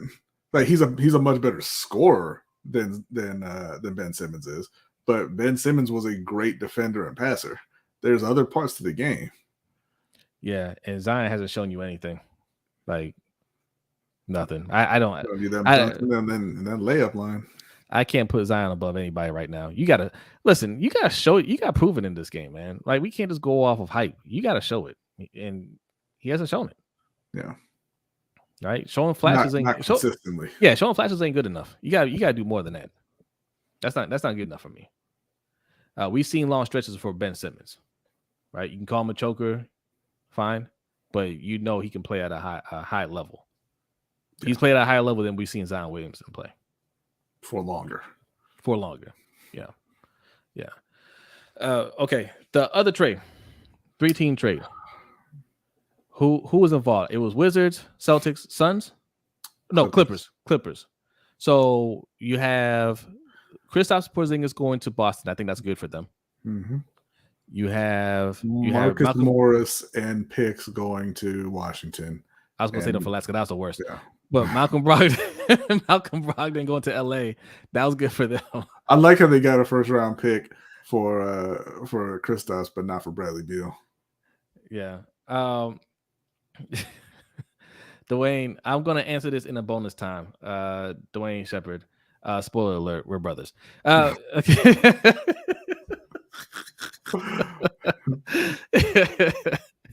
So, yeah, man, the Wizards. we linked up when Jose was 3. So I'm in the hospital. Been tight ever since. What did the Wizards get from Bradley Beal? They got Chris Paul. They got Landry Shamet and a collection of second round picks. Some of those are pick swaps, but they got multiple second round picks. No first round picks because Phoenix didn't have any to give. And then they give up Kristaps for Marcus Morris, who's he's been a good player, but he's worthless now. I think his brother was. I think it was Markieff. Markieff, okay. And this comes after having traded Hachimura for Kendrick Nunn and 4 or 5 second round picks, and now they're losing Kyle Kuzma as well, who opted out of his deal. Oh, that's right. He can go back to LA. They don't really have the money, but if he wants to, he can go back. If you're a Wizards fan right now, like what are your thoughts? Because if I'm a Wizards fan, my thing is, what are you doing? Right. Yeah, those are the people in the team that I talk about when I say brand loyalty is stupid. Like, why are you a Wizards fan? Why are you staying there? They're idiots running that team. They are incompetent. And you're tying your everyday happiness to somebody who trades Bradley Beal for Chris Paul at 38 or 39 or whatever he is. I'm curious, right? Like, not even to go at fans, but I'm curious. Like, what's the thought process? Like, what are the Wizards selling the fan base right now? Plan. Okay, so they're saying, blow up the team because we moved on from Bradley Beal, but your team's been a minefield for years. Mm-hmm. Like, you've already been blown up. It's been a 3-year plan for the better part of 3 decades. Yeah, no more of that.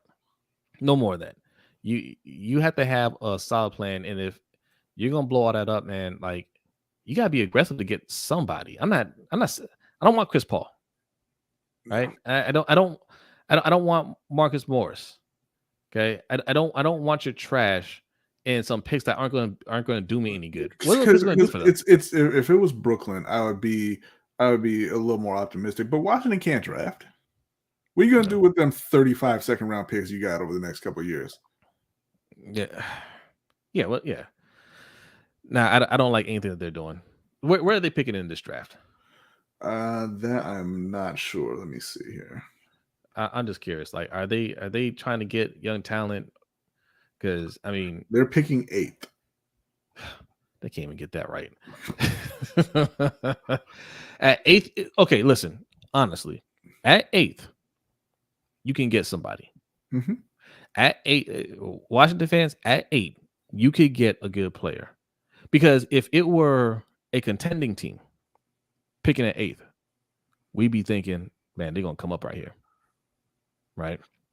Yeah, they have them projected, or at least this mock draft that I'm looking at has them projected to take one of the Thompson twins at 8. He's a shooting guard / small forward.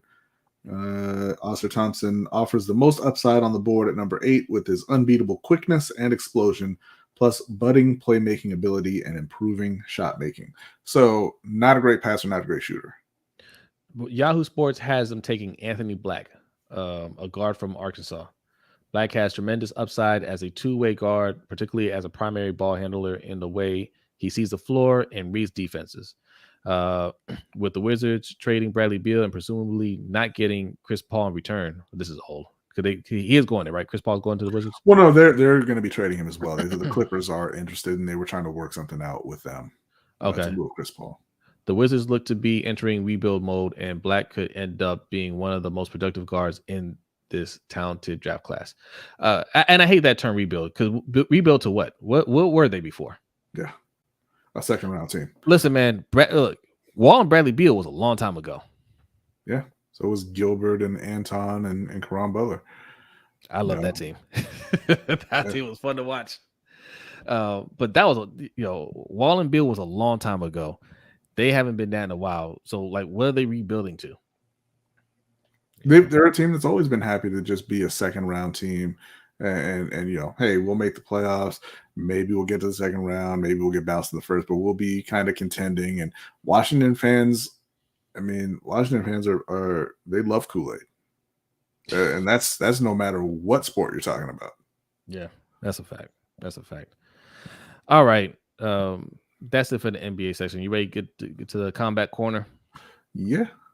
Let's do this because time is speeding up here. All right, 50 people in here still. Hit that like button. If you're new, hit the subscribe button.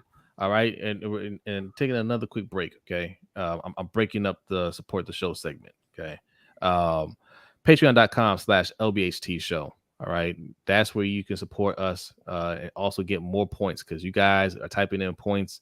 You are working our stream bot. All right. Trying to gather all the points. If you want to get in the game, there are all kinds of ways. Sign up to Patreon. Okay. Sign up to the newsletter that Will G designed for us. That's an easy one. That's a freebie right there. Right. You go to LBHTShow.com and sign up for the newsletter. Just put your email in that green box when it pops up. All right. But we have 3 tiers. Okay. B, tell them about the tiers real quick. Saint, did you just hear the trivia question? Why are you putting Kentucky in the chat? He's behind. That wouldn't be great. So we do have 3 tiers. And I do want to say shout out to Chocolate Lady Cap for joining the $10 tier. Thank you very much. We appreciate it. Thank you. We do have the $5 tier, which is kind of the general support tier. And he also gets you into the NFL Pick'em League that we do every season where we give away a custom LBHT trophy and or plaque. I don't know about the plaque. Hendo is running around the mall blinding people with it. I don't know if we want that kind of liability. But we'll see what it's going to be this upcoming season. But you'll get a prize for winning that league. We have the $10 tier, which gets you the LBHT crew coin that Jose has, and it'll get you into our Dynasty Football League. We ain't need a picture. We'll get you into our Dynasty Football League where we play for a custom championship belt. Congratulations to Buck who won the first year of the Dynasty League. The belt's getting upgraded, so we'll have pictures of that once we get that in house. But we also have a redraft league, and if there's enough interest, we'll start up a second Dynasty League as well. And then we have the $20 tier, which is a combined tier for this show and our boxing podcast that we do with OTR Mike, Ring Kings podcast. And you get everything that I mentioned, as well as our custom poker set featuring our top 25 fighters of all time. So if you're into boxing, head over there, hit subscribe, turn on your notifications, and join us for some nonsensical 1 to 2 a.m. streams on Saturday nights after big time events. Yes. We're here. We don't know what we're saying, but we're having a good time. And also we have the $60 tier, which is the creator tier for anyone who is thinking about joining YouTube, starting up a channel, or if you've already started one and you want some advice, you'll get a kind of a consultation session with both of us, Hendo from the Rogue Pod, OTR Mike from Open Mic with OTR Mike, and we'll kind of go over your channel and talk about community building, content strategy, branding, anything that you really want to focus on, and we'll try and help you avoid some of the common pitfalls that most YouTubers fall into. With that, you also get access to our creators channel where you can post questions, and everybody in the Discord can come in and give you their opinion, answer those for you. Also, our collaborators channel where we can give you contact info for graphic designers, editors, things like that that we've worked with, so you don't end up on Fiverr wasting your money. And again, so if you are interested in maybe beginning a YouTube journey, definitely check out the creator tier. You also get a creator spotlight across this channel, Ring Kings, Rogue Pod, and Open Mic. We'll let people know about your channel, what you're about, and try to send some subscribers your way. And I think that's about it for the Patreon. Yeah. So like I said, look, for the creator tier, there's a lot of people hitting us up saying they're looking to dip their toe into the YouTube game. All right. So you need some advice. Look, we're obviously not gurus of this. Like we're not, we don't have 1 million subscribers, but we've experienced enough. We know enough to get you on the path to 1,000 subscribers for sure. All right. We know we know how to help you avoid some of those early pitfalls, like B said. Okay. That kind of help you get your ideas together, avoid some of those things that kind of slow creators down. And like B said, for the collaborators, right? I've mentioned it a few weeks in a row. This is somebody you guys are going to get more videos this week because I'm collaborating with these people. Video AI, okay, VIDYO.ai. Great tool. Okay, you guys know my feelings on AI. Okay, I'm not a fan of Skynet, but listen, man, this tool's good. Okay, we're gonna take this long stream that we're doing.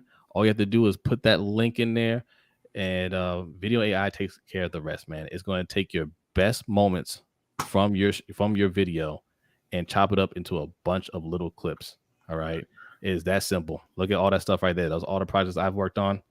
Right. I just upload the link and it does the work from there. It takes a few minutes. It'll send you email, say, hey, you have like 50 video clips in here. Okay. Shorts, longer form stuff. They have them in different templates. They even have subtitles. All right. So go ahead over there and check them out. You can try it for free. Okay. They give you 75 minutes for free. So. And Jose mentioned Skynet, and AI is already starting down that road. Right? There's already some scary stuff going on. So sign up for the $60 tier and get yourself on the right side of history. Right? Do you think AIs forget? No, they don't. All right, it's time for the combat corner, man.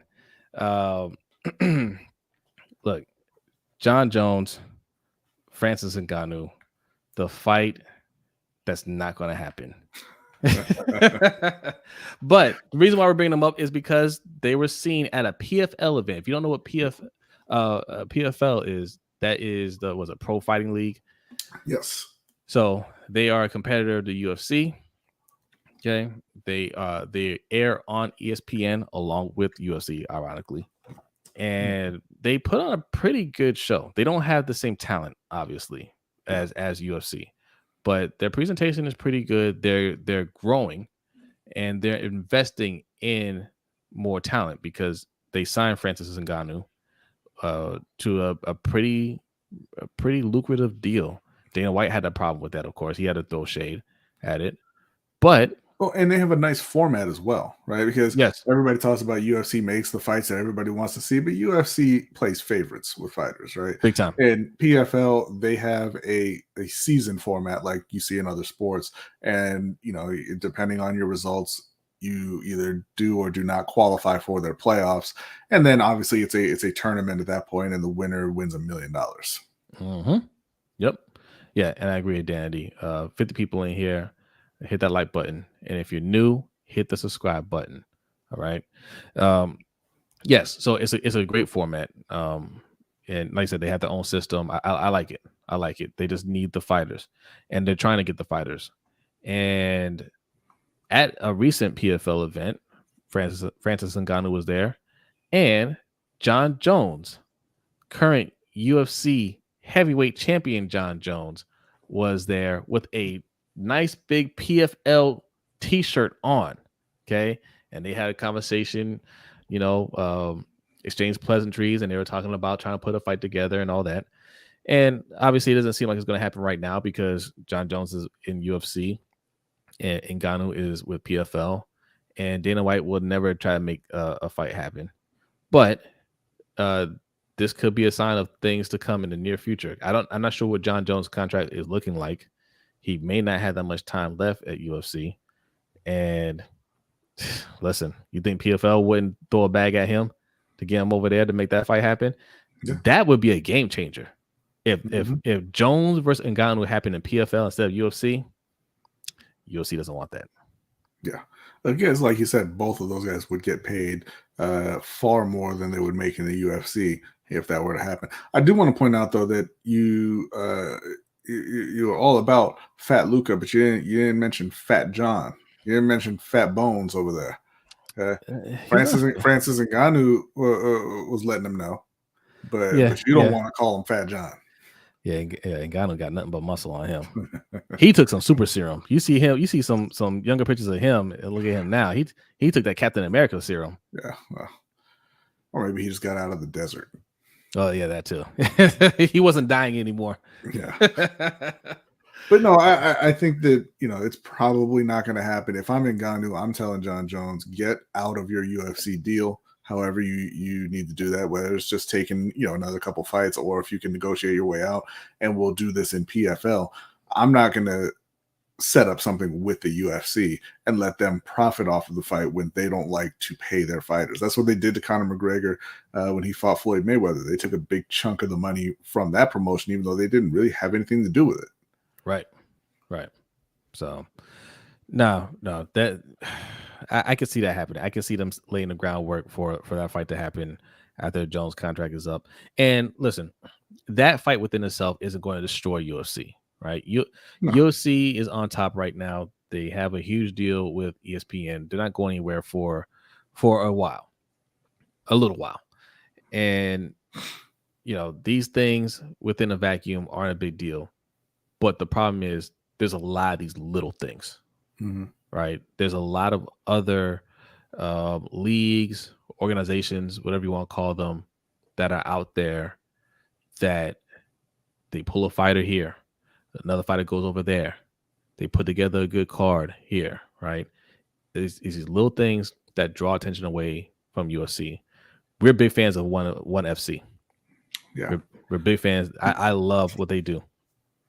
And their events are free on Amazon Prime. Mm-hmm. You don't have to pay anything extra for it. Hey, you can go watch Mighty Mouse, who's one of the greatest UFC fighters of all time, fight. Okay, yeah. You can watch Rod Tang, who's one of the greatest Muay Thai fighters of all time. And they put Stamp, who's one of the top female fighters, Muay Thai fighters in the world as well. Yes, and we don't have to pay anything extra for it. And UFC, they because they put out so many pay-per-views, some of them are going to be clunkers, right? Yeah. So I mean. After a while, I think UFC is going to lose steam. You have your great fighters leaving or retiring. Amanda Nunes just retired. Okay, that's another great fighter. John Jones, he's going to retire.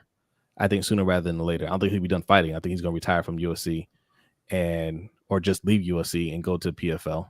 Francis Ngannou is already gone over to PFL. What do you have left, right? Usman. He just lost twice to Edwards, mm-hmm. but he was already thinking about retirement, right? So it's almost the end of the road for him. What's left? Out of time. And listen, there's a lot of talent in the UFC for sure. They have a lot of really, really talented fighters, but they don't know how to turn talent into stars, and that's always been the problem. And they try to, they fast track young fighters. They try to move them up way too quickly, and they basically throw their young talent to the wolves. Yeah. So young guys get in there against these great fighters with a ton of experience. They get beat, and then fans lose interest. So yeah, it's not a talent problem for UFC at this point. It is a management problem, and the fact that they don't know how to develop their fighters and turn them into stars. And that's even with their top fighters. It's very few of them kind of break through and get the popularity that their talent warrants. Yeah, yeah. So, all right, that's it for that part. I also wanted to mention Canelo Alvarez and Jamal Charlo. It looks like it's a done deal. September 16th is what they're saying. It happened. Okay, now this is a big deal. Mm-hmm. This is a big deal because no matter what side that you fall on, the side that says, "Hey, Canelo doesn't need to chase these guys. These guys haven't done anything. They've done enough," or Canelo needs to chase these guys. He hasn't done anything recently, or he's ducking or whatever, right? Well, you can't call him a duck anymore. I don't care. Jamal Charles had a long layoff for as much as he's been talking. He better be ready. And that's kind of my concern at this point. He hasn't fought in a couple of years, and but on the other side, Canelo hasn't looked like Canelo in his last few fights, and part of me thinks that that's still just his arrogance in his fighting style, saying, "Hey, I don't need to defend against John Ryder and Triple G. I don't need to box and move like I used to. I can just walk these guys down." But part of me thinks that, he's had almost 60 fights. Maybe it's catching up to him. And, he's still young. He's 32, but he's been in the ring quite a bit. Yeah. So I think, we'll have a much better idea of which one it actually is after this fight. Yeah, this could catapult Jamal Charlo. Mm-hmm. If he wins this. This could catapult him. Even if he loses, depending on how he loses, right? It'll put his name on the map a little bit more. Yeah. But my boy, you better not go get knocked out. I know Chad Ochocinco will be talking about you. Yeah. That's a fight I want to see, boy. Throw that to the list of upcoming big fights. So that's a good one right there. All right. Did you have anything else for the Combat Corner? No. Just this weekend, there are a few fights coming up. Carlos Adames against Julian Williams. Erickson Lubin against Luis Arias is on that card as well. And Edgar Berlanga versus Jason Quigley over on the network that shall not be named. And I thought Tiger Johnson was on that card as well, but I'm not seeing him listed. Oh, no, he's July 1st. So we are going to be putting out the Edgar Berlanga watch list over on Ring Kings podcast. So if you're not familiar with Berlanga, go and check that out and watch his fight this weekend. A very talented, exciting, up-and-coming fighter. Yes, indeed. All right. Look, we're getting ready to start bonus time. Starting bonus time because 2 hours is dangerously approaching, and we do not do 2 hours. No. So quick bonus time. We still got 43 people in here. Hit that like button. Hit the like button. Subscribe. Answer that poll question. Okay. Did you get your tickets for August 4th Roundup meet and greet? Okay. Yes, you did. Yes. It's either yes or I'm going to get them on payday. All right. Those are your only two options. Okay. We will see you there. It's going to be a lot of fun. Quick bonus time. And then we're going to go over to the Overtime Show, which you can find on patreon.com/LBHT Show. Do you have $5? I'm asking, do you have $5 in your pocket? Right? If I came to you right now and said, yo, you got $5 on you, would you be able to give it to me? You would? Then go over there and sign up. Okay. That will get you access to the Overtime Show, to our Discord. And you don't want to miss the Overtime Show today, because what are we talking about? I'm going to show you what we're talking about right here. Oh, man. Oh, that's tough. That is Ocean Gate. That is the submersible that is lost at sea. And Bob Huggins is sitting there saying, no, don't go. Come take a ride with me instead. I'll get you home safe. I'll get you home safe. Listen, the submersible being lost is not funny, but it's not funny. Right. We are going to talk about this. Do you guys know this story of the Titan? That's what it's called. The Titan that's going to see the Titanic. Okay. If you do not know this story, you do not want to miss it. And if you have not experienced the overtime show, when we tell you you don't want to miss it, you don't want to miss it. Okay. We have a lot of fun. We tell some funny stories. We're gonna talk about that Patriots corner too a little bit that got in trouble. Okay. The irony there. Okay. Yeah. So all right. Bonus time. Somebody had a question earlier. How did we meet?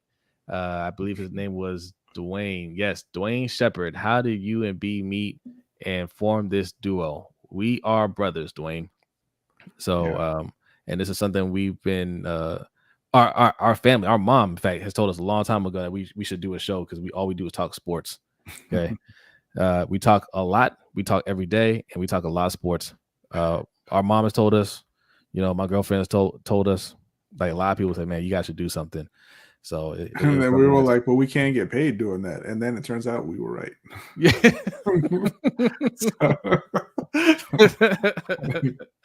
That's all right though. Yeah. There you go, D Weezy. He said, I'll be leaving a free family vacation to come to the meetup. Hashtag no excuses. That's right. Get your tickets. And he's coming all the way from North Carolina. Yes. So yes. Danny says, facts, no excuses. You better be there, Danny D. Okay. You live right. You live in the area. Okay. Danny about to type up a fire excuse. You better show up. We want to see you, Danny D. Show up. Okay. That area. That is have you been over there? Where Busboys and Poets is at it's in the Meriwether district. I mean, I'm still trying to wrap my head around that. I grew up in Columbia. All that was ever back there was no districts. There's no district. It was the Meriwether Post Pavilion where people go and do concerts. Now it's a whole district. There's everything over there and more things to come. Okay, you have ice cream shop, you got bars, you got restaurants, you got more restaurants. They got like toast. Yeah, they have a gourmet toast place. Okay. They have a place coming soon. I'm not sure when it's opening up, but it's kind of like a Dave and Buster's type of place. Everything is over there. So even after the party, after the meet and greet, everything is still going to be open because everything opens late. So if you just want to walk around, it'll be nice and warm. There's like a little ice cream place right across the street. You want to go, meet up for drinks afterwards. There's a bar right around on the corner. And that's just right there in that district, which is across the street from Columbia Mall. Yeah. All right. So there's a whole lot to do, man. You're going to enjoy yourself. We promise. All right. And yes, Ferris, I saw your question all the way in the beginning. What if you can't drink adult drinks? Well, it's non-alcoholic drinks included for free. The adult drinks are via cash bar. You have to pay for those. The non-alcoholic are free. They're part of the ticket. Yes, you are old enough to drink alcohol. Don't call them adult drinks anymore. Is he though? Yes. Okay. Yeah. You're old enough, Ferris. You're old enough. Yes. Next week's episode will be a ticket-a-thon. Next week, if y'all don't buy tickets, that's right. Damn right. Yes. Get your tickets. Yeah, so a few people have purchased their tickets. It's going to be fun. Meet me at the trunk. Yes, if you don't get your tickets, you're going to have to meet him around back to get the tickets. The price will go up. Okay, he might sell them for like $1.50 or something like that. All right. All right. What else we got here? If nothing, man, we can get out of here. Yeah, I think it's time to go. Okay. It's after 9. I still gotta have dinner. Yeah. Man, thank you guys so much, man. I hope you guys are enjoying the new format here. Okay. We always try to push the envelope. We're always trying new things. Right. So give us your feedback. Let us know. All right. What are you putting, D Weezy? Robert Freeman showed y'all how to pacify the white man cheese plate. Hashtag Boondocks. Oh. Yeah. All right. That's it. We're getting out of here. Yes. Okay. Yes, overtime show is starting soon. But are you ready? I am ready. Okay. B is ready. Overtime show. Patreon.com/LBHT show. Go sign up. Just do it. Just do it. Are we still doing a free trial? Yeah. Oh, okay. Look, even better. There's no excuse. There's a free trial going on right now. Okay. There's a free trial going on right now. So sign up, check it out. If you like it, stay. If you don't stay. It's all good. I'm gonna tell you like Jim Rome. If you don't like it, I'm gonna be man enough to tell you that you need to give it another month. Salute, Marcus. Thanks for coming through, man. Appreciate it. Appreciate it. All right. We're out of here. Patrons, get ready. The overtime show starts in a couple minutes. Everybody else, thank you so much. It is a quiet time. If you're not into basketball, it's definitely a quiet time of the year, and you're waiting for football to ramp up. Football will be here sooner than you think. But man, and enjoy it, man. Enjoy the quiet time. Check out some other sports. Check out the stories that we're giving you because they're interesting stories.